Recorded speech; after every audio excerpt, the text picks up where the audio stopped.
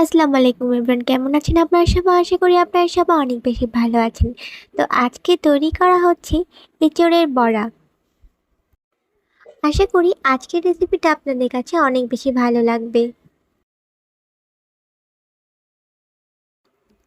একটা পাত্রে সেদ্ধ এঁচোড়গুলো নিয়ে নিতে হবে। এরপর পেঁয়াজ কুচি এবং মরিচ কুচি দিয়ে দিতে হবে। এইবার পরিমাণ মতো লবণ, রসুন বাটা, জিরা বাটা, এলাচ গুঁড়া, দারচিনি গুঁড়া, হলুদ, পরিমাণ মতো মরিচ দিয়ে ভালোভাবে মেখে নিতে হবে। বাইন্ডিংয়ের জন্য চালের গুঁড়া দিয়ে মেখে নিতে হবে। তো মাখানো হয়ে গেছে।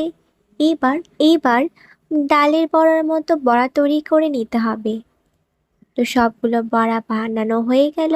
এবার কড়াইতে তেল গরম করে দিয়ে বড়াগুলো ভেজে নিতে হবে।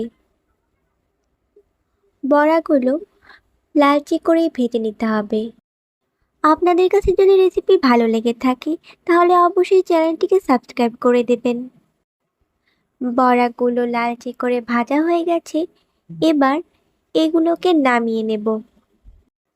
আপনারা কি কোন জেলা থেকে দেখছেন অবশ্যই কমেন্ট করে জানাবেন। তো বড়াগুলো একটা পাত্রে নিয়ে নিলাম। একটা বড়া ভেঙে দেখাচ্ছি যে ভিতরে কেমন হয়েছে। ভিন্নধর্মী একটা রেসিপি তৈরি করা হয়েছে আর খেতেও বেশ মজাই হয়েছে।